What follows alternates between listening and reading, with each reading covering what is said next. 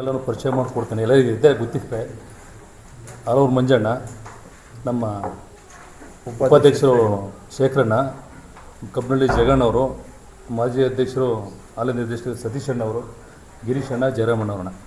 ಈ ಪತ್ರಿಕಾಗೋಷ್ಠಿ ಕರೆದ ಉದ್ದೇಶ ಏನು ಅಂದರೆ, ನಾವು 2018 ಮಾಡ್ಕೊಬಿಟ್ಟು ಈ ಅಮಾಯಕರಿಂದ ಕೆಲವರು ಅಮಾಯಕ ಅಭ್ಯರ್ಥಿಗಳಿಂದ ಹಣ ವಸೂಲಿ ಮಾಡೋ ಕೆಲಸನ ಮಾಡ್ತಾಯಿದ್ದಾರೆ ಸರ್. ಅದು ನಮಗೆ ನಿನ್ನೆ ಅವ್ರು ಬಂದಾಗ ನಿಮಗೆ ಗಮನಕ್ಕೆ ಬಂದದ್ದು. ಇದು ನಮಗೆ 2020 ಬಂದಾಗ ನಾವೊಂದು ನಿಮ್ಮನ್ನೆಲ್ಲ ಕರೆಸಿ ನಮ್ಮ ಬ್ಯಾಂಕಲ್ಲಿ ಒಂದು ಪ್ರೆಸ್ ಮೀಟ್ ಮಾಡಿದ್ವಿ ಸರ್. ಅಭ್ಯರ್ಥಿಗಳೆಲ್ಲ ಮನವಿನೂ ಮಾಡ್ಕೊಂಡಿದ್ವಿ, ಯಾರು ಮೋಸ ಹೋಗ್ಬೇಡಿ, ಈ ಥರ ಎಲ್ಲ ಮಾಡ್ತೀರ ನಮ್ಮ ಗಮನಕ್ಕೆ ಬಂದಿದೆ, ನೀವು ಯಾವುದೇ ಅಂಶಕ್ಕೂ ಬಲಿಯಾಗಬೇಡಿ ಅಂತ ನಾವು ಪ್ರೆಸ್ ಮೀಟ್ ಮಾಡಿ ನಿಮ್ಮ ಮಾಧ್ಯಮದ ಮೂಲಕ ಅವ್ರಿಗೆ ಮನವಿ ಮಾಡ್ಕೊಂಡಿದ್ವಿ ಸರ್. ಏನೂ ಸಂಬಂಧ ಇಲ್ಲ ಸರ್, ಅವ್ರು ಯಾರು ಅನ್ನೋದೇ ಗೊತ್ತಿಲ್ಲ ನಮಗೆ.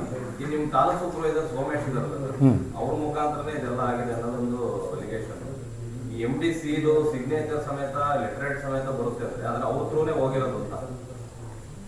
ಅದು ಹೆಂಗೆ ಅವ್ರಿಗೆ ಮಿಸ್ಯೂಸ್ ಮಾಡ್ಕೊಂಡ್ರು ನಿಮ್ಮ? ಈಗ ಸರ್ ನಾವು ಕಂಪ್ಲೇಂಟ್ ಕೊಟ್ರೆ ನಾವು ಇವತ್ತೇ ನಾವು ಅವನ ಮೇಲೆ ನಾವು FIR ರಿಜಿಸ್ಟರ್ ಮಾಡಿಸ್ತೀವಿ. ಅವನ ಮೇಲೆ ನಾವು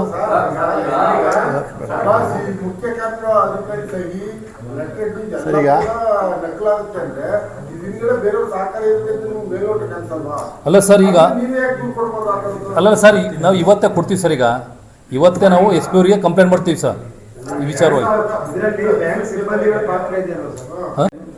2018ಕ್ಕೆ 2019 3 ಹಂತದ್ದು ಹುದ್ದೆಗಳದ್ದು ಲಿಖಿತ ಪರೀಕ್ಷೆ ಮುಗಿದೋಗ್ತದೆ. ಇಲ್ಲಿ ಏನಾಗಿದೆ ಅಂತ ಈಗಾಗಲೇ ನಾವು ಕೆಲವು ಕಾಪಿಗಳು ನಮಗೆ ಬಂದಿದೆ, ನಾವು ಕಲೆಕ್ಟ್ ಮಾಡಿದ್ದೀವಿ. 2024ರಲ್ಲಿ ನಾವು ಹುದ್ದೆಗಳನ್ನೇ ಕಾಲ್ ಮಾಡಿಲ್ಲ. ಪ್ರಧಾನ ವ್ಯವಸ್ಥಾಪಕರ ಹುದ್ದೆ, ಸಹಾಯಕ ಕಿರಿಯ ಸಹಾಯಕರ ಹುದ್ದೆಗಳನ್ನ ಪ್ರವೇಶ ಪತ್ರನ ಪ್ರಿಂಟ್ ಮಾಡಿಸಿ ಎಲ್ಲ ಬೋಗಸ್ ಸಿಗ್ನೇಚರು ನಮ್ಮ MD ಅವ್ರದ್ದು ಆ ಸೀಲನ್ನು ಹಾಕಿ ಈಗಾಗಲೇ ಕೆಲವರು ಏನಿವತ್ತು ಸಮಾಜಘಾತಕರು ಅಂತ ಹೇಳ್ತೀವಿ ಅವ್ರಿಗೆ ಕೊಟ್ಟು ಹಣ ವಸೂಲಿ ಮಾಡಿದರೆ ಅಂತ ನಿನ್ನೆ ನಮ್ಮ ಕಚೇರಿಗೆ ಕೆಲವರು ಅಭ್ಯರ್ಥಿಗಳ ಸಮೇತ ಅಲ್ಲಿ ಬಂದಿದ್ದರು. ಅಭ್ಯರ್ಥಿಗಳಲ್ಲ, KRS ಪಕ್ಷದ ಅಭ್ಯರ್ಥಿಗಳು ಇದ್ರು. ಅದರಲ್ಲಿ KRS ಪಕ್ಷದವರು ಬಂದಿದ್ರು. ಅವ್ರೊಟ್ಟಿಗೆ ಅಭ್ಯರ್ಥಿ ಅಣ್ಣ ರಾಮ್ ಅಂತ ರೆಡ್ಡಿ ಅಲ್ಲ, ಅವರು ಅಭ್ಯರ್ಥಿ ಅಲ್ಲ, ಅವ್ರ ಕುಟುಂಬದ ನಾನು ದುಡ್ಡು ಕೊಡ್ಸಿದ್ದೀನಿ ಅಂತ ನಿಮಿಷ ಸರ್. ಅವರು ರೆಡ್ಡಿ ಅವ್ರು ಬಂದು ನಾನು ಕೊಡ್ಸಿದ್ದೀನಿ ದುಡ್ಡನ್ನ ಇಂಥವ್ರಿಗೆ ಸುರೇಶ್ ಅಂತ ಕೊಡ್ಸಿದ್ದೀನಿ ಅನ್ನೋ ಮಾಹಿತಿನ ಕೊಟ್ಟರು. ಅವ್ರು ಸುರೇಶ್ ಯಾರೋ ನಮ್ಮ ಬ್ಯಾಂಕಿಗೆ ಸಂಬಂಧಪಟ್ಟ ಇಲ್ಲೊಂದಲ್ಲ. ಸೊ KRS ಪಕ್ಷದ ಸ್ನೇಹಿತರು ಏನು ಬಂದಿದ್ರು, ಅವರು ಈ ಥರ ಹಿಂಗಿದೆ ನೋಡಿ, ಈ ಥರ ಎಲ್ಲ ಇದೆ ಅಂತ ಅವರು ನೋಡಿದರೆ ಅದು 2025ರಲ್ಲಿ ಲಿಖಿತ ಪರೀಕ್ಷೆ 24ರದು. ಅದು 24ರಲ್ಲಿ ನಾವು ಎಕ್ಸಾಮ್ ಮಾಡಿಲ್ಲ, ಅದು ಲಿಖಿತ ಪರೀಕ್ಷೆನ ಕೊಟ್ಟಿದ್ದಾರೆ. ಬಟ್ ಆ ಅಭ್ಯರ್ಥಿಗಳು ಏನೋ ಒಂದು 5-6 ಜನದ ಹೆಸರುಗಳು ಕೊಟ್ಟರು. ಅವ್ರು ಅರ್ಜಿ ಹಾಕಿದ್ರಲ್ಲೂ ಗೊತ್ತಿಲ್ಲ, ಯಾಕಂದರೆ 2018 ಎಕ್ಸಾಮ್ ಆಗಿರೋದು. ಸೊ ಅವ್ರ ಕಡೆ ದುಡ್ಡು ಕಲೆಕ್ಟ್ ಮಾಡಿ ನಾನು ಒಂದು 42 ಲಕ್ಷ ಕೊಡಿಸಿದ್ದೀನಿ ಅಂತ ಅಂದ್ಬಿಟ್ಟು ಆ ರೆಡ್ಡಿ ಅವ್ರು ಹೇಳಿದರು. ನಾವು ಅದಕ್ಕೆ ಸರ್ ಚಂದ್ರಾಪುರದ ಎಂತ ಸರ್ ಹೆಸರು? ಅಲ್ಲ, ಅವನು ಇದ್ರೆ ಅಲ್ಲ ತಿಪ್ಪೂರು ಹತ್ರ ಯಾವುದವರು ಜಯರಾಮ ಅನಂತ ರೆಡ್ಡಿ ಅಲ್ಲ, ಸುರೇಶ್ ರೆಡ್ಡಿ ಏನೋ ರೆಡ್ಡಿ ಅಂತ ಅವರು ಬಂದಿದ್ರು. KRS ಪಕ್ಷದಿಂದ ಬಂದಿದ್ರು. ಅವ್ರು ನಾನು 42 ಲಕ್ಷ ಕೊಡಿಸಿದ್ದೀನಿ ಅಂತ ನನ್ನ ತಮ್ಮದಿರು 2 ಜನ ಇದ್ದಾರೆ, ಕೊಡಿಸಿದ್ದೆ, ಈ ಥರ ಕೊಡಿಸಿದ್ದು ಅವರು. ನಾನಂದೇ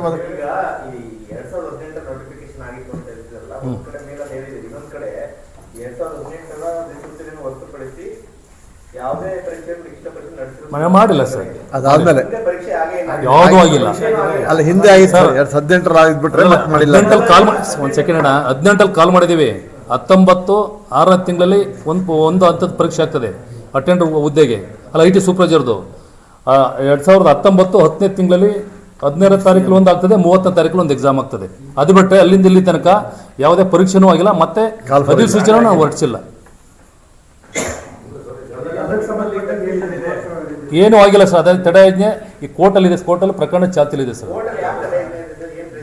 ಅದು ಸರ್ ಈಗ ಅವತ್ತಿನ ಸರ್ಕಾರ ಇತ್ತು, ಅವತ್ತಿನ ಸರ್ಕಾರ ಸರ್ ನಮಗೆ ಇಲ್ಲೇನು ಅಕ್ರಮ ನಡೆದಿದೆ ಅಂತ ನಮಗೆ ಅದು ತಾತ್ಕಾಲಿಕವಾಗಿ ತಡೆಯಿಡಲು ಆದೇಶಿದೆ ಅಂತ ಅಲ್ಲಿ ನಮ್ಗೆ RCS ಕಚೇರಿಯಿಂದ ಒಂದು ಆದೇಶ ಕಾಪಿ ಬರ್ತದೆ ಸರ್. ನಾವು ಅದ್ರ ವಿರುದ್ಧ ನಾವು ಹೈಕೋರ್ಟ್ಗೆ ನಾವು ಹೋಗ್ತೀವಿ ಸರ್. ಅದು ಹಿಂಗೆ ಪ್ರಕರಣ ಅದು ಚಾಲ್ತಿಲಿದೆ ಸರ್. ಅದು 2018ರ ನೇಮಕಾತಿ ಅಧಿಸೂಚನೆ ಸಂಬಂಧಪಟ್ಟ ಹಾಗೆ ಲಿಖಿತ ಪರೀಕ್ಷೆ ನಡೆದಿದೆ ಅಂತ ಹೇಳ್ತಿದ್ದೀರಿ. ಹೌದು, ಇಲ್ಲಿ 18ರ ಅಧಿಸೂಚನೆ ಬರೀ ಅಧಿಸೂಚನೆ ಮಾತ್ರ ಹೊರತುಪಡಿಸಿ ಸಿಬ್ಬಂದಿಗಳ ನೇಮಕಾತಿಗೆ ಸಂಬಂಧಿಸಿದಂತೆ ಯಾವುದೇ ಅಧಿಸೂಚನೆ ಹೊಸದಾಗಿ ಯಾವುದು ಮಾಡಿಲ್ಲ ಅಂತ ಸರ್. ಲಿಖಿತ ಪರೀಕ್ಷೆಯನ್ನು ನಡೆಸುವುದಿಲ್ಲ. ಹೌದು ಸರ್, ಯಾವುದು ಮಾಡಿಲ್ಲ ಸರ್. ಈಗ 2018ರಲ್ಲಿ 83 ಹುದ್ದೆಗಳಿಗೆ ನಾವು ಅರ್ಜಿ ಕಾಲ್ ಮಾಡಿದ್ದು, ಅದ್ರದ್ದು 2019 ಇದು 2ನೇ ತಿಂಗಳಲ್ಲಿ ಒಂದು ಎಕ್ಸಾಮ್ ಆಗ್ತದೆ ಸರ್. ಇದೇ ಅಧಿಸೂಚನೆಗೆ ಅಟೆಂಡರ್ ಹುದ್ದೆದು 2019 2ನೇ ತಿಂಗಳು 10ನೇ ತಾರೀಕು ಒಂದು ಎಕ್ಸಾಮ್ ಆಗ್ತದೆ. ಮತ್ತೆ ಸರ್ ಐ ಟಿ ಸೂಪರ್ವೈಸರ್ದು ಅಟೆಂಡರ್ದು 2019 6ನೇ ತಿಂಗಳು 16ನೇ ತಾರೀಕು ಎಕ್ಸಾಮ್ ಆಗ್ತದೆ. ಕಿರಿಯ ಸಹಾಯಕರದು 2019 6ನೇ ತಿಂಗಳು 30ನೇ ತಾರೀಕು ಎಕ್ಸಾಮ್ ಆಗ್ತದೆ ಸರ್. ಎಕ್ಸಾಮ್ ಆಗಿದ್ಬಿಟ್ಟ ಸರ್ ನಮಗೆ ನೋಡಿ ಸರ್ ಸ್ಟೇ ಸಿಕ್ಕಿದ್ದು 2019 10ನೇ ತಿಂಗಳಿಗೆ ನಮಗೆ 25ನೇ ತಾರೀಕು ಸರ್ಕಾರದಿಂದ ತಡೆಯಾಜ್ಞೆ ಆದೇಶ ಬರ್ತದೆ ಸರ್. ಅಲ್ಲಿಂದ ಮುಂದಕ್ಕೆ ಪೂರ್ತಿ ಹೇಳ್ಬಿಡ್ತೀನಿ. ಕೆಲವು ಜೆರಾಕ್ಸ್ಗಳು ಕೊಟ್ಟರು ಸರ್ ಅವರು, ಯಾವುದು ನೇಮಕಾತಿ ಇದು ಅಡ್ಮಿಷನ್ ಟಿಕೆಟ್ನ ಕೊಟ್ಟರು ಅವರು. ಅದೆಲ್ಲ ಆಗಿರೋದಲ್ಲ 2024 ಎಕ್ಸಾಮ್ ಅಂತ ಕೊಟ್ಟಿದ್ದಾರೆ. 2024 ಮಕ್ಕಳು ಹಾಕಿದಾರೆಲ್ಲ ಗೊತ್ತಿಲ್ಲ ಪಾಪ ಅವರು. ಇದು ಬಟ್ಟಲ್ಲಿ ಅವರಿಗೆ 2024 ತೋರಿಸಿದ್ದಾರೆ ಅಡ್ಮಿಷನು. ಅವರು 24 ತೋರಿಸಿದ ಅಡ್ಮಿಷನಲ್ಲಿ ಅವರು ಅಪ್ಲಿಕೇಶನ್ ಹಾಕಿರೋದು ಡಿಗ್ರಿ ಆಗಿತ್ತು ಎಲ್ಲ ಗೊತ್ತಿಲ್ಲ. 2018 ಕರೆದಿರೋದು ನಾವು. ಸೊ ಅದಾದ್ಮೇಲೆ ಪ್ರಶ್ನೆ ಬರಲ್ಲ ಅಲ್ಲಿ. ಒಂದು ನಿಮಿಷ ತಡೀರಿ. ಈಗ ಅದನ್ನಾಗಿದ್ದನ್ನು ಅವರೇನಂದ್ರು, ನಾನು ಹಿಂಗೆ ಈ ಥರ ಅಮೌಂಟ್ ಕೊಟ್ಟಿದ್ದೀನಿ, ನಾನೊಂದು ಅವ್ರು ಯಾರ್ಯಾರು ಅಭ್ಯರ್ಥಿಗಳು ಇರ್ತಾರೆ ಅದೊಂದು ರೈಟಿಂಗ್ ಕಂಪ್ಲೇಂಟ್ ಕೊಡಿಸಿ, ಯಾರ್ಯಾರಿಗೆ ಕೊಟ್ಟಿದ್ದೀರಿ ಅಂತ ಕೊಡಿಸಿ. ಯಾಕೆ ನಮಗೂ ಬೇಕಲ್ಲ. ನೀವು ಸೋಮೇಶ್ ಅಂತ ಏನು ಹೇಳಿದ್ರು ಅದ್ರ ಬಗ್ಗೆ ಪ್ರಸ್ತಾಪಗಳನ್ನ ಅವ್ರು ಮಾಡಿದ್ರು ಸರ್. ಅವ್ರು ಮಾಡಿದಾಗ ನಾವು ಹೇಳಿದಕ್ಕೆ ರೈಟಿಂಗಲ್ಲಿ ನಮಗೆ ಅವ್ರು ಕೊಟ್ಟರೆ, ಈಗ ಅಲ್ಲ ಸುರೇಶು ಇವರೆಲ್ಲ ಏನಿದ್ದಾರೆ ಅವ್ರು ಕೊಟ್ಟರು, ಅವ್ರು ಕೊಟ್ಟಿದ್ದನ್ನು ಕೊಟ್ಟರೆ ನಾವು ಅವ್ರಿಗೆ ಎನ್ಕ್ವೈರಿಗೆ ನಾವು ಕಂಪ್ಲೇಂಟ್ ಕೊಡೋಕ್ಕೂ ಸರಿಯಾಗಿ ನಮ್ಗೆ ಆಧಾರನೂ ಆಗುತ್ತೆ. ಈಗ ನಾವು ಸುಮ್ಮನೆ ಈಗ ಯಾರೋ ಒಂದು ಹೊರಗಡೆ ಬಂದಿರೋ ತಗೊಂಡೋಗಿ ನಾವು SP ಕೊಡೋದಕ್ಕಿಂತ ಹೆಚ್ಚಾಗಿ ಅವ್ರು ಬಂದವ್ರು ನಮಗೆ ರೈಟಿಂಗಲ್ಲಿ ಕೊಟ್ಟರೆ ಚೆನ್ನಾಗಿ ಅವರು ನೇರವಾಗಿ ನಿಮ್ಮ ತಾಲೂಕು ಸೂಪರ್ವೈಸರ್ ಯಾರು ಸೋಮೇಶ್ ಇದಾರಲ್ಲ ಅವ್ರ ಥ್ರೂನೇ ಎಲ್ಲ ಆಗಿರೋದು. ಆಲ್ ಟಿಕೆಟ್ ಸಮೇತ ಅವರೇ ಕೆಲವು ಕ್ಯಾಂಡಿಡೇಟ್ ಕೊಟ್ಟಿದ್ದಾರೆ ಅಂತ ನಿಮಗೆ ಹೇಳಿದ್ದಾರೆ ಅಂತ. ಹೌದು, ಅದನ್ನೇ ಹೇಳಿದ್ದು. 45 ಲಕ್ಷ ದುಡ್ಡು ಕಲೆಕ್ಟ್ ಮಾಡಿದ್ದಾರೆ. ಲಿಸ್ಟ್ ಮಾಡೋದಕ್ಕೆ 30%, ಆಮೇಲೆ ಅದನ್ನ ಏನೋ ಇಂಟರ್ವ್ಯೂ ಅಟೆಂಡ್ ಮಾಡಿಸೋದು 30%, ಅದಾದ್ಮೇಲೆ ಅಪಾಯಿಂಟ್ಮೆಂಟ್ ಆದ 40% ಅಮೌಂಟ್ ಕೊಡೋದು ಅಂತ ಡಿಸ್ಕಷನ್ ಆಗಿರೋದು. ಯಾರ ಥ್ರೂ? ನಿಮ್ಮ ತಾಲೂಕು ಸೂಪರ್ವೈಸರ್ ಸೋಮೇಶ್ ಥ್ರೂ. ಅದನ್ನು ನಿನ್ನೆ ಸರ್ ಅವ್ರು ಪ್ರಸ್ತಾಪ ಮಾಡಿದ್ರು, ನೀವು ಹೇಳ್ದಂಗೆ ಅವ್ರು ಪ್ರಸ್ತಾಪ ನಿನ್ನೆ ಮಾಡಿದ್ರು. ಅದಕ್ಕೆ ಅವರಿಗೆ ಫುಲ್ ರೈಟಿಂಗ್ ಅವ್ರು ಕೊಡಿ ಅಂತ ಕೇಳಿದ್ವಿ ಅವರಿಗೆ. ನೆನ್ನೆ ಕೇಳಿದ್ವಿ, ಮತ್ತೆ ಅವ್ರದ್ದು ಏನೋ ಡಾಕ್ಯುಮೆಂಟ್ಸ್ ಇದ್ರೆ ಕೊಡಿ ನಮ್ಗೆ, ಯಾಕೆ ನಮಗೂ ಒಂದು ಅಧಿಕೃತ ಮಾಹಿತಿ ಬೇಕಲ್ಲ ಅಂತ. ಈಗ ಅವರೇ ಸರ್ ಹೇಳಿದ್ದು. ಈಗ ನಮಗೆ ಒಂದು ಅಡ್ಮಿಷನ್ ಟಿಕೆಟ್ ತೋರಿಸಿ ಸರ್, ಪ್ರಧಾನ ವ್ಯವಸ್ಥಾಪಕರು ಇದು ಇಲ್ಲಿ ಇದು ಅಡ್ಮಿಷನ್ ಟಿಕೆಟ್ ಪ್ರವೇಶ ಪರೀಕ್ಷೆ ಪತ್ರ 2024ರಲ್ಲಿ ನಾವು ಎಕ್ಸಾಮೇ ಮಾಡಿಲ್ಲ ಸರ್. ಆಮೇಲೆ ಏನು ಗೊತ್ತಾ ಸರ್, ಸದಸ್ಯ ಕಾರ್ಯದರ್ಶಿ ನಮ್ಮ MD ಸಿಗ್ನೇಚರ್ ಮಾಡಿದಾರಲ್ಲ, ಅವರು ಸದಸ್ಯ ಕಾರ್ಯದರ್ಶಿ ಇಲ್ಲ, ರಿಕ್ರೂಟ್ಮೆಂಟ್ ಕಮಿಟಿಲಿ ಅವರಿಲ್ಲ. ಹಿಂದೆ ಇದ್ರಲ್ಲಿ MD ಕುಮಾರ್ ಅವರು ರಿಕ್ರೂಟ್ಮೆಂಟ್ ಕಮಿಟಿಲಿ ಸದಸ್ಯ ಕಾರ್ಯದರ್ಶಿ ಆಗಿದ್ರು. ಇವರು ಸದಸ್ಯ ಕಾರ್ಯದರ್ಶಿನೇ ಅಲ್ಲ, ಎಲ್ಲ ಫೇಕ್ ಬಿಡಿಯೋದು. ಅಲ್ಲೇನು ಅವರು ಅದನ್ನ ಬಿಡಿ. ನಾವು ಇವತ್ತು ನೋಡಿದ್ವಿ ಸರ್. ಈಗ ಸರ್ RJ ಕಾಂತರಾಜ್ ಅಂತ ಇರೋದು ಅವ್ರದ್ದು ಇನ್ಸಿಯಲ್ ಹೇಳ್ತೀನಿ ಕೇಳಿ. ಆರ್ನು ಹೆಂಗ್ ಬರ್ದಿದ್ದಾನೆ, ಜೆ ಹೆಂಗ್ ಬರ್ದಿದ್ದಾನೆ, ನಾವು ಅದು ಪರಿಶೀಲನೆ ಮಾಡಿದ್ವಿ. ನೀವು ನೋಡಿ ಗೊತ್ತಾಗ್ತದೆ. RJ ಕಾಂತರಾಜ್ ಹೌದು, ಅದು ಪೊಲೀಸ್ ಇಲಾಖೆ ಮಾಡ್ಬೇಕು ಸರ್. ಅಲ್ಲ ಕೊಡ್ತೀವಿ ಸರ್ ಕಂಪ್ಲೇಂಟ್ ನಮಗೆ ಸರ್, ರೆಡಿ ಮಾಡ್ಬಿಟ್ಟು ಇವಾಗ ಕಂಪ್ಲೇಂಟ್ SP ಕಂಪ್ಲೇಂಟ್ ಮಾಡ್ತೀವಿ. ಇಲ್ಲ, ನಿನ್ನೆ 4:15 ಗಂಟೆಗೆ ಬಂದಿರೋ ಅವರೆಲ್ಲ. ಈಗ ಸಾಯಂಕಾಲ ಬಂದು ಅವ್ರು ಹೋಗಿದ್ದು. ಅಲ್ಲ ಅಣ್ಣ ತಡಿಯಣ್ಣಲ್ಲಿ ಅಲ್ಲ ಅಣ್ಣ, ಅದು ಗೊತ್ತಾಯ್ತು. ಕಂಪ್ಲೇಂಟೇ ಇಲ್ದಲೆ ನಾವು ಯಾರ ಮೇಲೆ ಕಂಪ್ಲೇಂಟ್ ಅಲ್ಲ, ಅರ್ಜಿ ಇಲ್ದಲೆ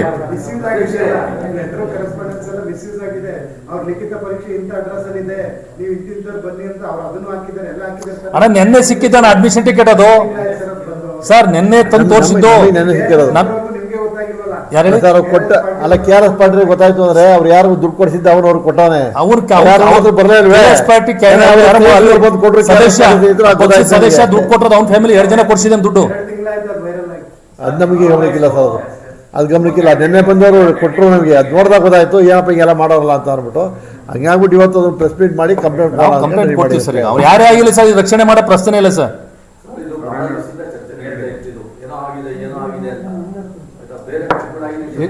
ಸೂಪರ್ವೈಸರ್ ಸೋಮೇಶ್ ಒಬ್ಬ ಕ್ಯಾಂಡಿಡೇಟ್ ನ ಒಂದು ಪ್ರೈವೇಟ್ ಒಟ್ಟಿಗೆ ಕರೆಸ್ತಾರೆ. ಕರೆಸ್ಬಿಟ್ಟು ಧಮಕಿ ಆಗ್ತದೆ ಅವ್ರಿಗೆ, ನೀನೇನಾದ್ರು ದುಡ್ಡು ಕೊಟ್ಟರೆ ಹೇಳಿದ್ರೆ ನಾನು ಏನ್ ಮಾಡ್ಬೇಕು ಅಂತ ಗೊತ್ತಿದೆ ನಿನಗೆ. ನಿಮ್ ಸೋಮೇಶ್ ಅವರಾರ ಕಂಪ್ಲೇಂಟ್ ಕೊಡ್ಬೇಕಲ್ಲ ಸರ್, ನಮ್ಗಾರ ಕಂಪ್ಲೇಂಟ್ ಕೊಡ್ಬೇಕಲ್ಲ ಅವರು. ಗೊತ್ತಾಯ್ತು. ಈ ಪರ್ಸೆಂಟೇಜ್ ಸಮೇತ ನಿಮ್ ಸೋಮೇಶ್ ಇದಾರಲ್ಲ, ಆಲ್ ಟಿಕೆಟ್ ಸಮೇತ ಬೈ ಹ್ಯಾಂಡ್ ಆಲ್ ಟಿಕೆಟ್ ಕೊಡ್ತಾರೆ ತಗೊಂಡೋಗಿ ಕ್ಯಾಂಡಿಡೇಟ್ಸ್ ಗೆ 4 ಜನಕ್ಕೆ.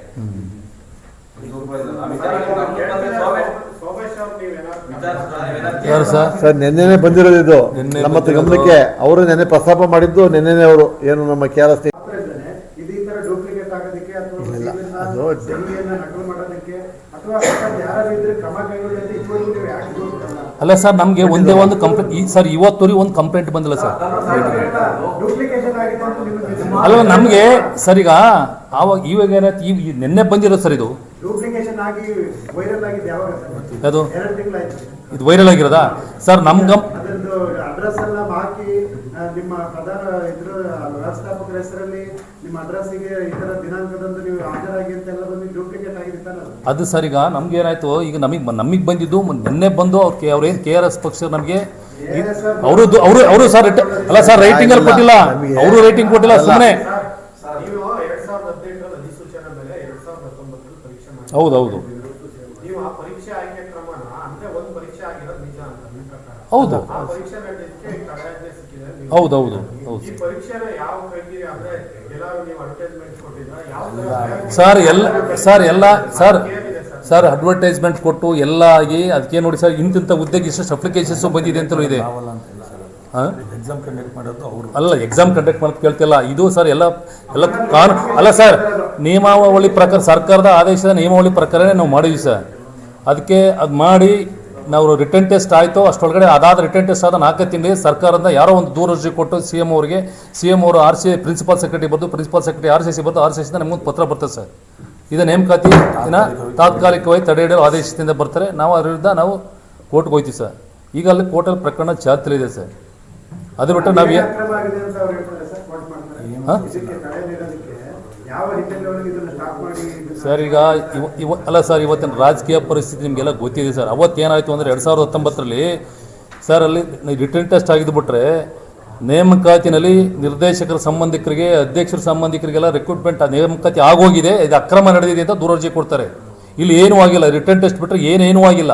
ರಿಟರ್ನ್ ಟೆಸ್ಟ್ ಆಗಿಲ್ಲ ಅಂತ ಹೇಳ್ತಾರೆ. ಎಲ್ಲ ರಿಟರ್ನ್ ಟೆಸ್ಟ್ ಆಗಿದೆ.